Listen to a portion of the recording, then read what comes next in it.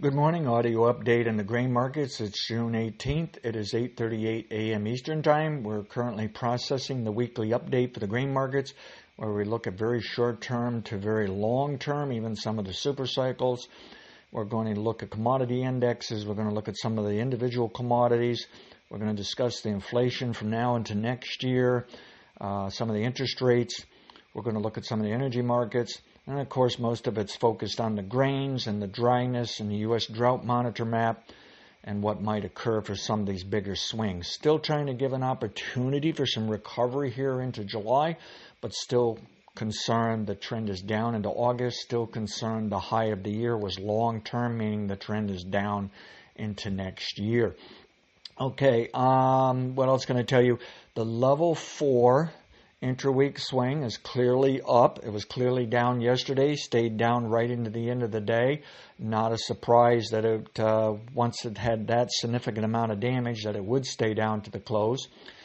Ideally, they will buy this a little in the early day session, that it will not top for the level 4 until late day session today to overnight to maybe early day session on Monday.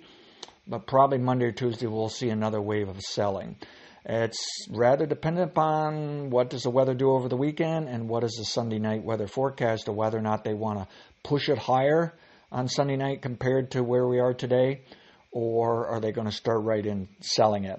Violation of today's low for the corn market would probably suggest a new projection down to around low 6.10s to near $6.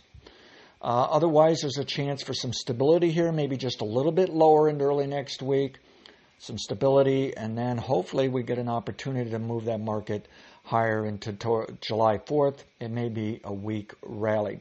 Soybeans are a similar pattern, but got beat up more severe than corn, but a similar idea that a level 4 upswing can occur here, similar idea that sometime next week on into July 4th, we could see a little stability, if not somewhat higher, but we're still up against the idea that all three grains can be lower into August. It's just ideally they would bounce some into July 4th, then on down into August. And just keep in mind, all three grains are probably in long-term bear markets into next year. But there's still time for weather problem. I discussed that, some of the probabilities, some of the things that can move forward. I discuss again the dollar and things like that. Okay, at any rate, I'm just giving you a little heads up because it's, once again, a lengthy video. It is the weekly update video. You may not want to watch it to the weekend, but maybe you're thinking, yeah, but what about today, Monday or Tuesday? I think it's time for them to buy a little bit here and bounce this market up, but I'm a little concerned they might put it back down early next week before we can get some traction of something a little more sustainable. No fresh news on the export side.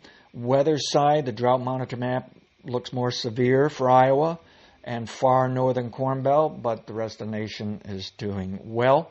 It's possible it's time for them to focus less on all the rains and some of the rain forecasts and focus more on some heat, and some heat's coming into Missouri and Illinois. Past results are not necessarily indicative of future results. Have a great day. Have a great weekend.